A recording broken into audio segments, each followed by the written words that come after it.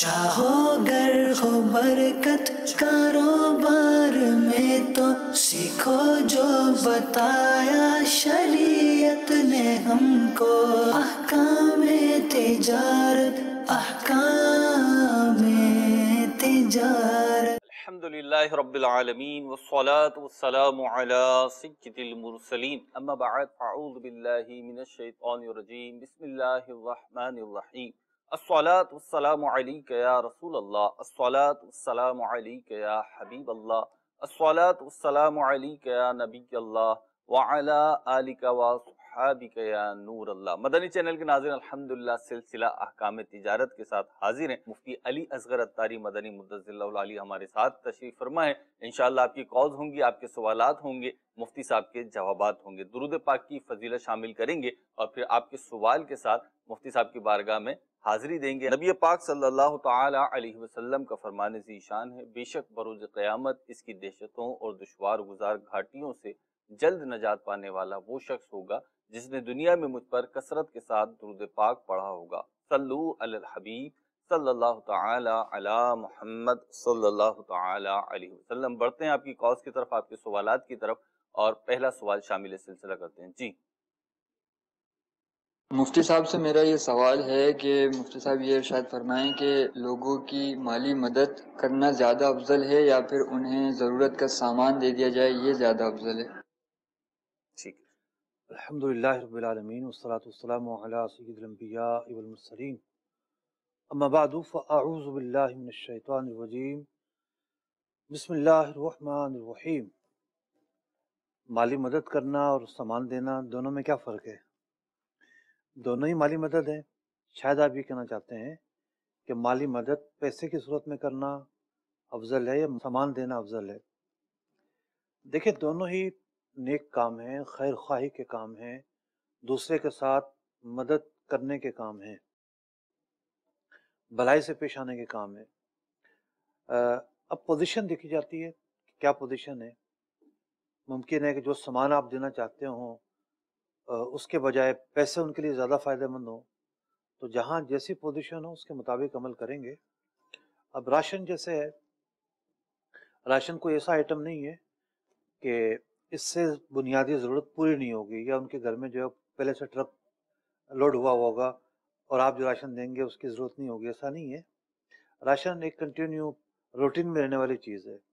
اگر اس کے علاوہ کوئی چیز ہوتی ہے، مثال کے طور پر آپ کہتے ہیں جی یہ برتن اضافی ہیں گھر میں، یہ بھیج دیں، صوفہ پڑا ہوا ہے یہ بھیج دیں، اس طرح کی جو چیزیں ہیں ان کی جو بھوک پیاس، کھانا اور دیگر جو معاملات ہیں، دوا، علاج، اس طرح کی ضرورتوں کو پورا کرنے کے لیے کافی ہوں، یہ ضروری نہیں ہے۔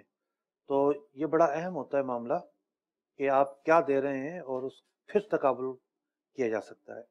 مفتی، اس معاملے میں سوشل میڈیا پہ بعض افراد بڑی ترغیبیں دیتے ہیں کہ جناب یہ جو راشن دے دیتے ہیں یا سامان دے دیتے ہیں یا پیسے دیتے ہیں، اس کا یہ مس یوز ہو جاتا ہے، تو اصل میں تو آپ نے کھانا کھلانا ہے، کھانے کے حوالے سے بات کر رہے ہوتے ہیں، کھانا کھلانا ہے تو آپ پکا کر دیجیے۔ اب وہ بریانی، چاول، قورمہ یا جو بھی ایکس وائی زیڈ انہوں نے پکانا ہے وہ ڈش پکا کے تھیلیوں میں بھر کے پہنچا دیتے ہیں، تو یہ زیادہ بہتر ہے یا اناج دینا؟ یعنی کچھ رہنمائی مل جائے۔ پچھلے سال ایسی ویڈیوز آئی تھی مارکیٹ میں جی کہ راشن جب بانٹا گیا تو کچھ لوگ وہ راشن لے کر پہنچ گئے دکان پر کہ بھئی یہ ہم آپ کو بیچنا چاہتے ہیں، یہ دال ہے، یہ فلاں فلاں آٹا ہے، فلاں چیز ہے، تو ہم آپ کو بیچنا چاہتے ہیں اور آپ جو ہیں وہ اس کو خرید لیں۔ جی تو یا تو مستحق تک نہیں پہنچا ہوگا، اس کے پاس پہلے سے اتنی وافر مقدار میں ہوگا کہ وہ بیچنے آ گیا۔ دوسرا احتمال یہاں پر یہ ہے، ممکن ہے وہ اتنا غریب ہو، اس حالت کو پہنچا ہوا ہو کہ وہ جو 2 کلو دال اور 10 کلو آٹا اس کے پاس آیا ہے وہ بیچ کر بھی وہ کیش حاصل کرنا چاہتا ہے، اور وہ بیچ کر بھی چاہتا ہے کہ اس کے بجائے میرے پاس کرنسی میں روپے آ جائے تاکہ میں اپنی جو بنیادی ضرورت کی چیزیں ہیں وہ پورا کر سکوں۔ تو یہ ڈیفرنٹ صورتحال ہے۔ ٹھیک، اگلی کال دیجیے۔ صاحب سے ایک مسئلہ پوچھنا ہے کہ یہ آج کل مارکیٹ میں کھانے کے آئٹم وغیرہ ہوتے ہیں تو اس میں ایکسپائر ہو جاتے ہیں، تو اب اس میں کئی صورتیں لوگ کرتے ہیں، بعض لوگ تو یہ کرتے ہیں تو ایکسپائری ریموو کر کے اس کی جگہ دوسری اسٹیمپ وغیرہ بنا کے وہ نئی ایکسپائری 6 مہینے سال کی لگا دیتے ہیں، اور یہ صورت کرتے ہیں، اور بعض لوگ یہ کرتے ہیں تو ایکسپائری تو نہیں ہٹاتے، ایکسپائری جو ہے وہ لگی رہتی ہے اور کسی ہول سیلر کو بیچ دیتے ہیں کہ بتاتے ہیں کہ یار یہ ایکسپائر ہو چکا ہے، پھر اس کو آدھے ریٹ میں یا کم قیمت میں 100 کی چیز 50 میں مثال کے طور پر دے دیتے ہیں. تو اب اگر بتا کے بیچا جائے تو کیا یہ مطلب ہے جائز ہے، اور چیز بھی ٹھیک ہوتی ہے، یعنی ابھی وہ خراب نہیں بھی ہوتی، اس کا ذائقہ وغیرہ ٹھیک ہوتا ہے. تو یہ دونوں صورتیں جو ہیں اس کے متعلق رہنمائی فرما دیں. جزاک اللہ. ٹھیک. دیکھیے ایکسپائری ڈیٹ ڈالی جاتی ہے چیز کو کب تک یہ قابل استعمال ہے یہ بتانے کے لیے، تو اس کو مٹا کر ایک جھوٹی ڈیٹ لکھ دینا یہ تو لوگوں کی زندگی سے کھیلنے کے مترادف ہے، کیونکہ بہت ساری چیزیں ایسی نازک ہو سکتی ہیں کہ اس کی وجہ سے جو ہے بڑے حادثات جنم لے سکتے ہیں. دوسرا یہاں پر یہ پہلو ہے کہ مثال کے طور پر بسکٹ ہے، جی اب آپ کسی کو ڈبہ بیچ رہے ہیں یہ کہہ کر بھی ایکسپائری ڈیٹ اس کی گزر گئی ہے. اب دیکھا جائے گا کہ وہ بندہ کنزیومر ہے یا وہ بندہ خریدنے کے بعد پھر آگے سے نئی ڈیٹ لکھنے کے بعد پھر لوگوں کو بیچے گا. اگر یہ بندہ لوگوں کو جا کے دھوکہ دے گا تب بھی تو آپ اس دھوکے میں شامل ہو رہے ہیں. اگر وہ خود کنزیومر ہے، وہ راضی ہوتا ہے اس کے لینے پر، تو آپ نے تو دھوکہ نہیں دیا کوئی. تو دوسری مثال جو ہے وہ اس کا الگ حکم ہے، پہلی صورت کا الگ حکم ہے. ٹھیک. اگلی کال دیجیے. مفتی صاحب کی بارگاہ میں سوال تھا کہ جو نیٹ ورک کمپنیاں فری ایم بی دیتی ہیں اس کے بارے میں کیا شرعی حکم ہے اپلیکیشن انسٹال کرنے پر؟ جزاک اللہ خیرہ. دیکھیے ایک یہ ہوتا ہے کہ وہ کہتی ہیں کہ جی آپ قرضہ جمع کروا دیں یا اتنے پیسے جمع کروا دیں تب آپ کو یہ بینیفٹس ملیں گے، اور ایک یہ ہوتا ہے کہ وہ کہتے ہیں کہ جناب آپ کوئی پیکج لگائیں گے یا آپ جو ہیں وہ اپلیکیشن انسٹال کریں گے تو آپ کو ایم بیز ملیں گی. تو یہاں ناجائز ہونے کی کوئی وجہ نہیں ہے کہ بھئی ہم ان کو ناجائز کہیں. ٹھیک. اگلی کال دیجیے. حضرت پوری دنیا میں تہوار آتے ہیں تو تاجر ڈسکاؤنٹ دیتے ہیں، ہمارے یہاں تاجر لوٹنا شروع کر دیتے ہیں، برائے مہربانی انہیں سمجھائیں کہ تجارت کیسے کی جائے. اچھا جی. یہ ایک المیہ ہے کہ ہمارے ہاں رمضان کی آمد سے پہلے بہت سارے لوگ جو ہے نا متحرک ہو جاتے ہیں، خاص طور پر ذخیرہ اندوز جو لوگ ہیں، ذخیرہ اندوزی کرنے والے، وہ بہت متحرک ہو جاتے ہیں اور چیزوں کی قیمتیں بڑھ جاتی ہیں. تو ان موسموں میں بلا شبہ کوشش یہ کرنی چاہیے کہ چیزیں سستی ہوں، لیکن سستی چیز تو کوئی بھی نظر نہیں آتی. چاروں طرف جو ہے وہ چیزیں مہنگی ہی نظر آتی ہیں، وہ دال آٹا ہو، وہ کپڑے ہوں، وہ فروٹ ہو، وہ دیگر اشیاء خرد و نوش ہوں، تقریباً جو ہے وہ عام دنوں سے مہنگی ہی نظر آتی ہیں. اب اس پر یہ تو نہیں کہیں گے کہ وہ لوٹ رہے ہیں، قیمتیں بڑھ گئی ہیں اور بیچ رہے ہیں، وہ ہے تو یہ خرید و فروختی، لیکن یہ جو عمل ہے ان لوگوں کا یہ سخت ناپسندیدہ عمل ہے کہ مسلمانوں پر آسانی لانے کے بجائے ان پر سختی لا رہے ہیں. تو آسانی کی راہ مسلمانوں پر نکالنی چاہیے، نہ یہ کہ سخت راہ جو ہے وہ نکالی جائے. مفتی اس میں ایک دوسرا پہلو جو ہے، تاجر حضرات جو ہیں وہ بھی بعض اوقات بالکل مجبور ہوتے ہیں کہ پیچھے ہی سے مہنگا ہے. یعنی ہماری یہاں اپنی لوکل انوائرمنٹ میں اگر عرض کروں تو خریدار کی قوت خرید کم ہوئی ہے اور وہ پریشانی میں آئی ہے، اس کی وجہ سے اسے چیزیں زیادہ مہنگی لگتی ہیں. میں یہ نہیں کہہ رہا کہ مہنگائی نہیں ہے، ظاہر سی بات ہے میں بھی اسی معاشرے کا فرد ہوں، لیکن چیزیں کیونکہ مہنگی ہوئی ہیں اور قوت خرید کم ہوئی ہے تو وہ سارا برڈن یا سارا ملبہ جو ہے وہ دکاندار یا تاجروں پہ ڈال دیا جائے، کیا یہ درست ہوگا؟ پورا سرکل ہے نا. جی.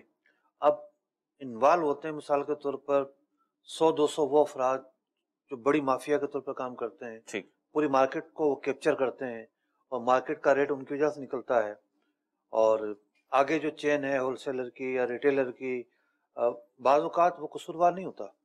اب جیسے رمضان جب آئے گا تو چھاپے پڑنا شروع ہوں گے اور وہ چھاپے پڑیں گے ٹھیلے والوں پر جو فروٹ بیچ رہے ہیں. جی. اب ایک شخص جو کیلا بیچ رہا ہے یا سیب بیچ رہا ہے اس کو خود کتنے کا مل رہا ہے پہلے یہ تو چیک کیا جائے. ٹھیک. جہاں سے اس کو مہنگا مل رہا ہے وہاں جا کر کریک ڈاؤن کرنے کی ضرورت ہوتی ہے. تو یوں جو ذمہ دار ہے اس کو ہی جو ہے وہ روکا جائے، اور اصل جڑ سے جب تک اس مسئلے کو نہیں اکھاڑا جائے گا تو اسی طرح جو ہے جب بھی رمضان آئے گا یہی باتیں ہوتی رہیں گی، لوگ یہی شکوہ کرتے رہیں گے، ہم بھی یہی سمجھاتے رہیں گے، حل نہیں نکلے گا. इंतज़ामी मामले का हल इंतज़ामी चीज़ों में होता है, इंतज़ामी एक्शन में होता है। ठीक। जब तक इंतज़ामी एक्शन में नहीं आएगी हल नहीं निकलेगा। अगली कॉल दीजिए। हजरत, मेरा सवाल ज़कात के मुतालिक है। कुछ लोग पुराने कॉइन्स कलेक्शन करते हैं, तो उन पुराने कॉइन्स पे ज़कात निकाली जाएगी या नहीं निकाली जाएगी? इसके साथ मसला ये है कि इसका हर कोई खरीदार नहीं होता, आम तौर पे इसको नहीं बेचा जा सकता, जिसकी वजह से इसकी मार्केट वैल्यू नहीं मालूम पड़ती, नहीं पता लग सकता। ज़ीरो मार्केट वैल्यू भी हो सकती है और ज़्यादा भी हो सकती है। तो बड़ाए करम जवाब इनायत फरमाइए कि इसकी ज़कात निकलेगी या नहीं निकलेगी, और निकलेगी तो किस तरह से? देखिए, कॉइन्स जो हैं वो दो तरह के हो सकते हैं। एक वो कॉइन्स कि जो सोने या चांदी के हैं। सोने या चांदी के जो कॉइन्स हैं उस पर तो मुतलकन ज़कात फ़र्ज़ है, जो भी उसकी मार्केट वैल्यू है ज़कात मुतलकन फ़र्ज़ है। दूसरे कॉइन्स वो हैं कि एक वक्त था कि उनकी हैसियत करेंसी की होगी और बतौर करेंसी के इस्तेमाल होते होंगे, लेकिन जिन हुकूमतों ने जारी किए, अब चूँकि वो हुकूमतें मौजूद नहीं हैं, तो वो कॉइन अब सिवाय पीतल और तांबे के करेंसी की हैसियत नहीं रखते। अब पीतल और तांबे पर मुतलकन ज़कात फ़र्ज नहीं है, जिस तरह सोने पर है, जिस तरह चांदी पर है, बल्कि इसके अंदर तफसील है। तफसील इस बात पर है कि आपने जब वो ख़रीदे थे, अगर बेचने की नीयत थी कि मैं बेचने के लिए ले रहा हूँ, तो उस पर ज़कात होगी, यानी दिगर शराइत जब पाई जाएंगी तो।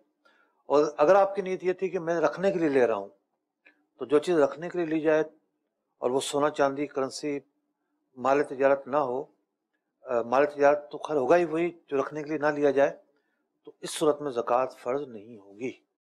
मुफ्ती, इसी सवाल का एक दूसरा हिस्सा समझ लें आप इसे, कि बहुत सारी चीज़ें होती हैं पूरी दुनिया में, ये हमारे यहाँ पाकिस्तान में भी है, जो कि नवादरात या एंटिक्स कहलाती हैं, जिनकी असल कीमत तो कम होती है, लेकिन एक तारीख़ी और एक विरासती हैसियत होने की वजह से वो बहुत महंगी होती हैं, और इनकी आम मार्केट में यूँ समझ लीजिए वैल्यू नहीं होती। यानी अगर जिसका मिजाज नहीं है ना, वो इतनी महंगी चीज़ वो नहीं ख़रीदेगा, लेकिन जिन लोगों को शौक़ होता है इस टाइप की चीज़ों का, वो बहुत महंगी महंगी ख़रीदते हैं। आज हम ख़बरें भी पढ़ते हैं, लाखों बल्कि करोड़ों रुपयों में भी बाज़ इस तरीके की चीज़ें बिक रही होती हैं। इनके बारे में ज़कात की क्या तफसील होगी? देखिए, अगर कोई गाहक मिल गया तो बहुत महंगी चली जाएगी जी। गाहक मिलने से क्या मुराद है कि वो कहते हैं ना, हीरे की पहचान जौहरी जानता है जी। तो एक आम कबाड़िए के लिए तो इसकी कोई वो वक़्त नहीं है। जी बिल्कुल नहीं। तो मुमकिन है वो चीज़ बड़ी आला पाए की हो, किसी को ना पता हो सही कि आला पाए की है। जी। कल को कोई ऐसा जौहरी आ जाए और पहचान ले के जनाब ये तो पता नहीं क्या चीज़ है जी। तो भाई जब तक पता नहीं है उसकी जो भी मार्केट वैल्यू है वही मार्केट वैल्यू शुमार करेंगे। ठीक। और क्या शुमार करेंगे? सही। अब जो कदीम चीज़ें होती हैं उसके लिए तो फिर कार्बन टेस्ट होते हैं और कार्बन टेस्ट जो है कमर्शियली पाकिस्तान में कहीं भी नहीं होता। ठीक। कार्बन टेस्ट जो है वो यूके में होता है और ममालिक में मुमकिन होता होगा। तो कार्बन टेस्ट से पता चलता है कि ये चीज़ कितने साल पुरानी है। तो जब ये पता ही नहीं है कि जनाब ये है क्या, पता चला कि जनाब ये तो कोई हैसियत ही नहीं इसकी, तो जो उस वक्त वैल्यू उस माशरे में लग रही है वही वैल्यू लगाएंगे उसकी। ठीक। और क्या वैल्यू लगाएंगे? ठीक।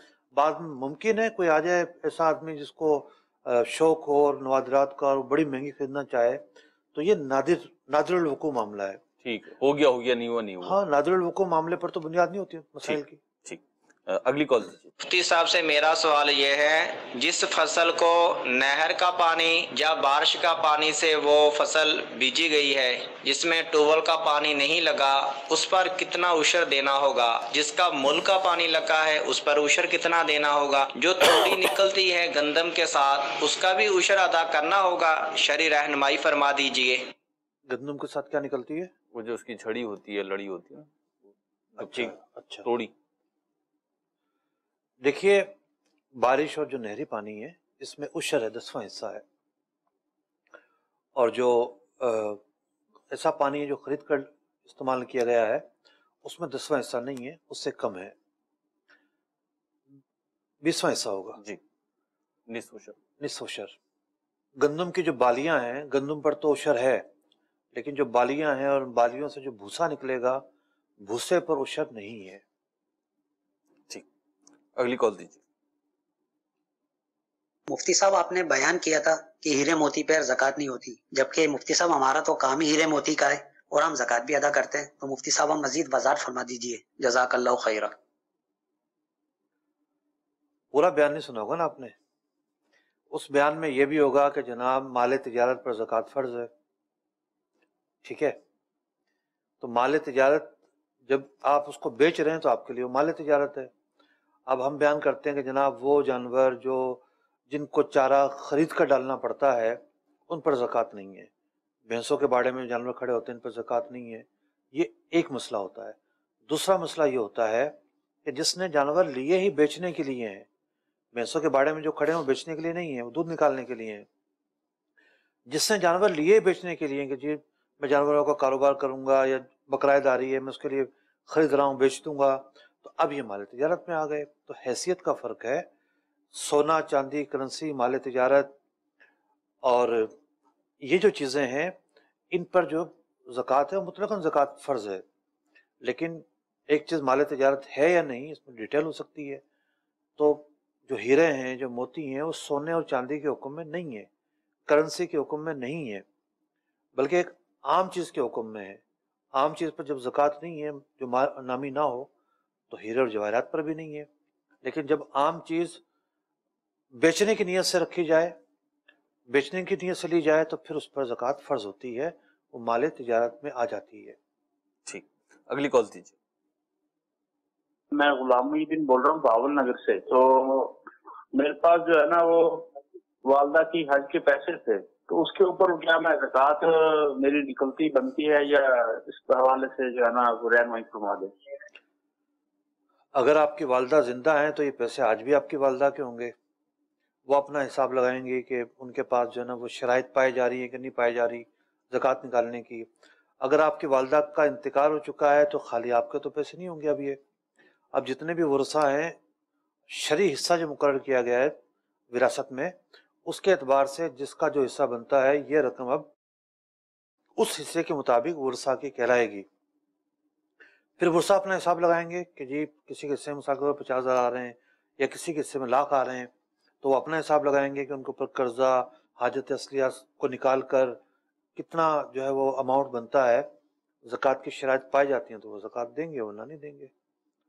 ایک اور صورت بھی ہو سکتی ہے کہ ٹھیک ہے ورثہ کی ملکیت میں تو آ گئی ہے لیکن وہ ان کے قبضے میں نہیں ہے، قبضے میں آپ کے ہے جیسا کہ آپ بتا رہے ہیں، اگر یہ صورت ہے تو پھر ان کے آپ حوالے کریں تاکہ وہ سابقہ سالوں کے بھی زکوٰۃ دیں جب سے والدہ کا انتقال ہوا ہے۔ ٹھیک، اگلی کال دیجیے۔ محمد شمون رضا تاری مدینہ الاولیاء ملتان قادم پورہ سے عرض کر رہا ہوں۔ مفتی صاحب کی خدمت میں عرض ہے کہ گوشت مارکیٹ میں یہ سلسلہ ہے اور یقیناً یہ سچی بات ہے، گوشت بیچنے کے لیے جو ہوتا ہے وہ جانور ذبح کر کے بعض اوقات ایسا کرتے ہیں، خون جب نکل جاتا ہے تو اسی نالی میں پانی کی نالی لگا کر پانی گوشت کے اندر یا جسم کے اندر داخل کیا جاتا ہے، اس سے گوشت بڑھ جاتا ہے وزن اس کا اور پھر بیچا جاتا ہے۔ اس حوالے سے شرعی رہنمائی فرما دیں۔ جی یہ پریشر والا گوشت کہلاتا ہے اور بلا شبہ یہ دھوکہ ہے، یعنی ایک دھوکے سے چیز کا وزن بڑھایا جا رہا ہے، تو ایسا کرنا شرعی اعتبار سے جائز نہیں ہے۔ نہ یہ جو معاملہ ہے اس کو کرنے کے بعد جو آمدنی حاصل ہوگی وہ آمدنی کے جو دھوکے کی وجہ سے زائد وصول ہوئی ہے تو وہ آمدنی بھی حلال نہیں ہوگی۔ ٹھیک، اگلی کال دیجیے۔ جڑا جی ڈنگراں واسطے چارہ بیجیا جاندا، زمین ہے تھوڑی کلا ڈنگراں واسطے چارہ بیجیا جاندا، ایدا عشر کیویں نکلے گا؟ عشر 10واں حصہ نکلے گا، اگرچہ کہ جو ہے وہ جانوروں کے لیے آپ نے اگایا ہے، عشر تو ہے اس پر۔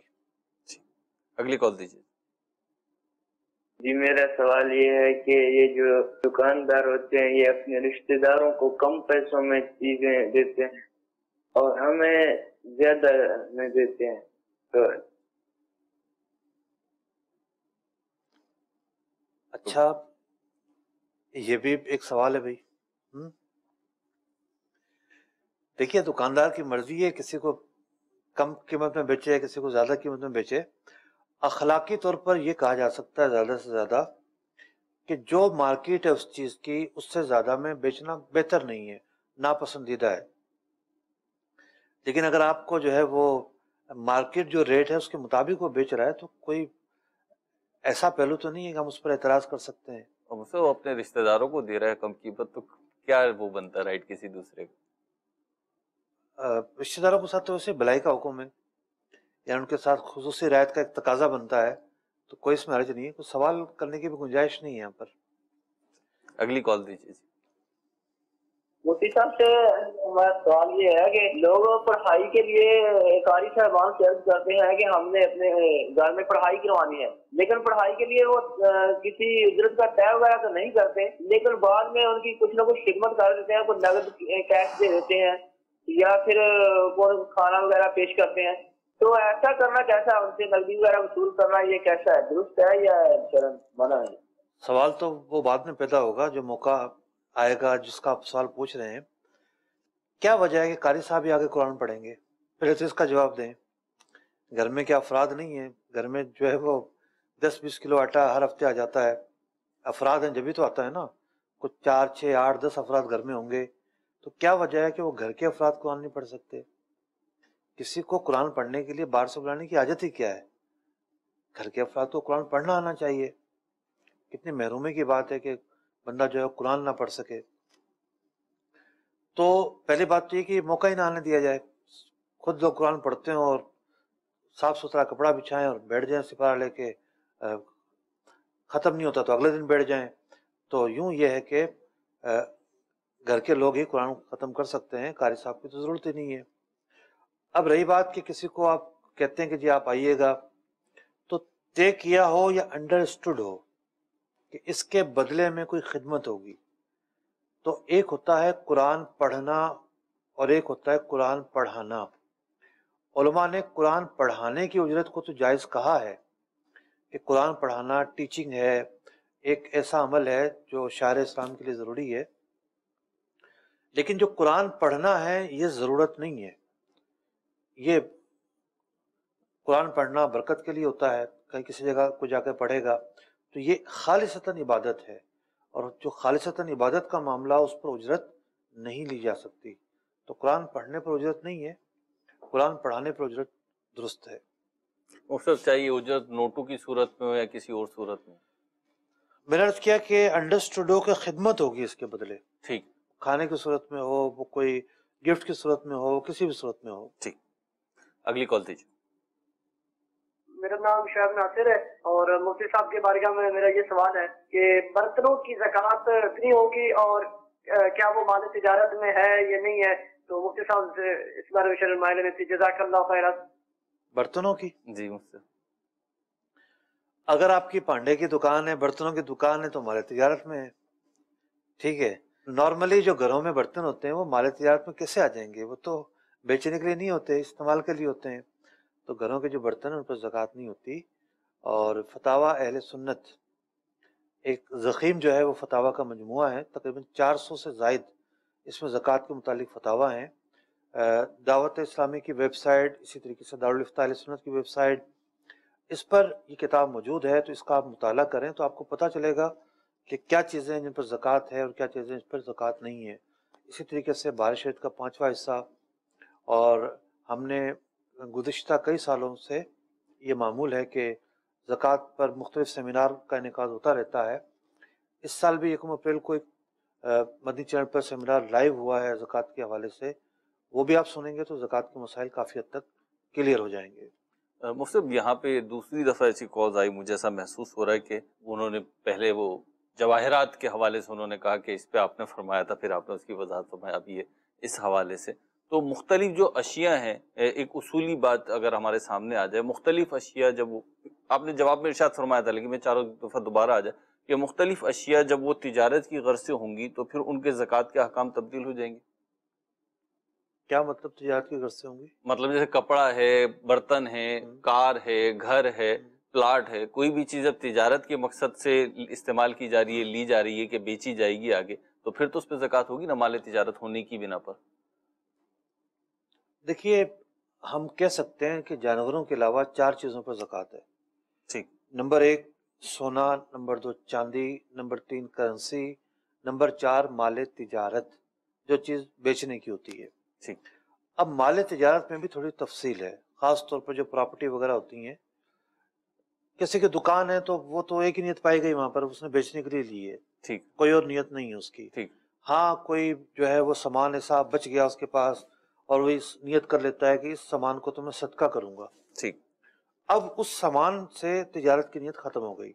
ठीक। प्रॉपर्टी वगैरह में क्या होता है कि मुख्तलिफ हालतें होती हैं, 3 सूरतें मैं बयान कर रहा हूँ, इन 3 सूरतों को सामने रखा जाए।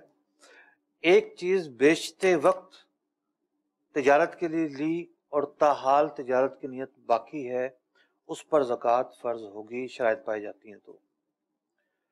दूसरी सूरत यह है कि तिजारत की नियत से ही खरीदी, बाद में नियत तब्दील हो गई, इस पर ज़कात फर्ज नहीं है। तीसरी सूरत यह है कि खरीदते वक्त तो तिजारत की नियत नहीं थी, बाद में तिजारत की नियत बन गई, इस पर भी ज़कात नहीं है। तो सूरत एक सामने आई कि खरीदते वक्त तिजारत की नियत थी और ताहाल तिजारत की नियत है, निसाब का साल जिस दिन पूरा हो रहा है तो अब इस पर ज़कात फ़र्ज होगी। ठीक।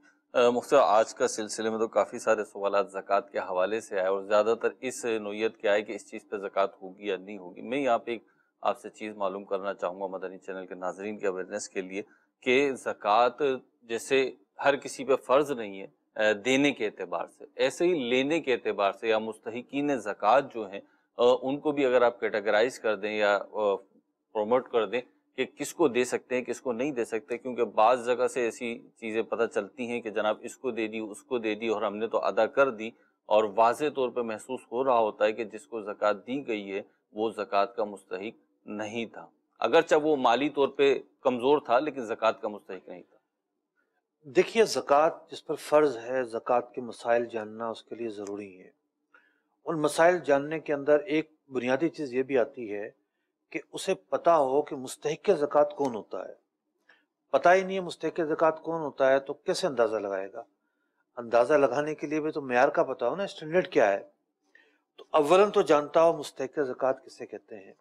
मुस्तहिक ज़कात होने के लिए 3 चीज़ें देखी जाती हैं।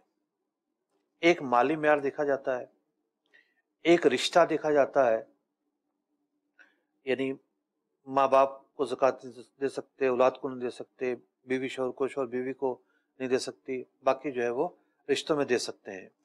अब माँ बाप के अंदर नाना नानी दादा दादी भी आ गए, औलाद के अंदर पोता पोती नवासा नवासी भी आ गए। रिश्ते को, माली मेयार को देखना है, उस पर हम बात करेंगे। रिश्तों को देखना है। तीसरी चीज़ ये है कि ये देखना है कि जिसको हम ज़कात देना चाहते हैं वो सय्यद या हाशमी ना हो। जैसे अलवी है, अब्बासी है तो ये भी हाशमी है, इसी तरीके से सैयद ना हो। अब माली मेयार क्या हो, तो माली मेयार का एक खुलासा मैं अर्ज करता हूँ, तफसील के साथ तो मैंने कई मौके बयान किया है। 52.5 तोला चांदी की जो है मालियत आजकल बन रही है कुछ 72,000 रुपये, तकरीबन 72,000 रुपये। तो जायद अज ज़रूरत सामान को निकाल कर उसके पास जो पैसा, करेंसी, चांदी, सोना, सामान से जायद ज़रूरत, कर्जे को निकाल कर, हाजत असलिया को निकाल कर उस शख्स के पास 72,000 रुपये या इसके मुसावी जायद अमवाल मौजूद ना हो तो ये कहलाएगा शरई फ़कीर। 52.5 तोला चांदी का हिसाब ज़हन में रखा जाए। आज 72,000 है, कल हो सकता है चांदी सस्ती हो जाए या महंगी हो जाए। अब आप अपना एक गालिब गुमान करेंगे कि ये जो शख्स है इसका जो लाइफ स्टाइल है ये इस मेयार पर पूरा उतरता है या नहीं उतरता, जो माली मेयार आपने देखना है। अगर आप मुतमईन हो जाते हैं कि ठीक है ये इस माली मेयार पर पूरा उतरता है तो सिर्फ आपका ये ज़न्ने गालिब कर लेना काफ़ी है। तफ्तीश करना, तहकीक करना ये आप पर ज़रूरी नहीं है। लेकिन यह है कि आपको पता ही ना हो कि मुस्तहिक ज़कात कहते किसको हैं और कौन कौन सी सूरतें ऐसी हैं कि बंदा मुस्तहिक ज़कात नहीं होता। मिसाल के तौर पर एक शख्स घर खरीदना चाह रहा है, घर आना है 50 लाख का, इसके पास 20 लाख रुपए, भाई जिसके पास 20 लाख है इसके पास, ये तो कहाँ मुस्तहिक होगा, तो मुस्तहिक नहीं है।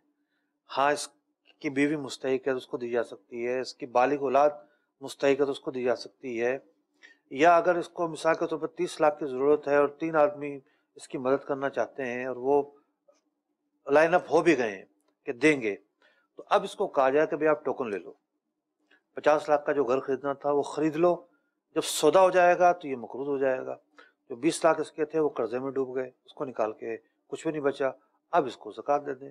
تو یوں کچھ مواقع ایسے ہوں گے جہاں آپ نے علماء سے رہنمائی لے کر جو ہے پھر فیصلہ کرنا ہوگا، کیونکہ آپ ایکسپرٹ نہیں ہیں اس فیلڈ کے، آپ کو نہیں پتا کہ اس معاملے میں کیا کرنا ہے، تو وہاں علماء سے رہنمائی لی جائے گی۔ مدنی چینل میں ہمارے پروگرام کا وقت ختم ہوا، اور آج جو گفتگو ہوئی اس کے تناظر میں عرض کروں کہ مفتی علی اصغر کے نام سے یوٹیوب چینل بھی ہے مفتی صاحب کا، اور فیس بک پیج بھی ہے، اور یہاں پہ ہم مفتی صاحب کی مختلف پریزنٹیشنز، مختلف جو اجتماعات، سیمینارز ہوتے ہیں، بالخصوص زکوٰۃ کے حوالے سے ابھی پچھلے دنوں بھی ہوا، تو وہاں پر ہم اپلوڈ کر دیتے ہیں، اور ان کے جو مختلف شارٹ کلپس ہوتے ہیں وہ بھی وہاں پہ ہم اپلوڈ کر دیتے ہیں۔ اسی طریقے سے واٹس ایپ گروپ بنے ہوئے ہیں، اگر آپ وہ جوائن کرنا چاہیں تو رابطہ کر سکتے ہیں، کال سینٹر سے رابطہ کر سکتے ہیں، انشاءاللہ صورت بن جائے گی، مفتی صاحب کے پیج پہ رابطہ کر سکتے ہیں، انشاءاللہ صورت بن جائے گی، تو بھی آپ کو یہ شارٹ جو ہمارے کلپس ہوتے ہیں یہ ملتے رہیں گے۔ اسی طرح مفتی صاحب کا بک لیٹ زکوٰۃ کے حوالے سے دعوت اسلامی کی ویب سائٹ سے آپ کو PDF صورت میں مل جائے گا، وہ بھی آپ لے کے پڑھ سکتے ہیں۔ اور پھر آخر میں دارالفتہ اہل سنت موجود ہے، نمبر اسکرین پہ ہم دے دیتے ہیں، تو یہ نوٹ ڈاؤن کر لیجئے، اور جب کوئی مسئلہ سمجھ میں نہ آئے تو آپ وہاں سے بھی رابطہ کر سکتے ہیں۔ اللہ تعالی ہمیں عمل کی توفیق عطا فرمائے۔ مدنی چینل دیکھتے رہیے۔ صلو علی الحبیب صلی اللہ تعالی علی محمد صلی اللہ تعالی علیہ وسلم۔ چاہو گر ہو برکت کاروبار میں تو سیکھو جو بتایا شریعت نے ہم کو، احکام تجارت، احکام تجارت۔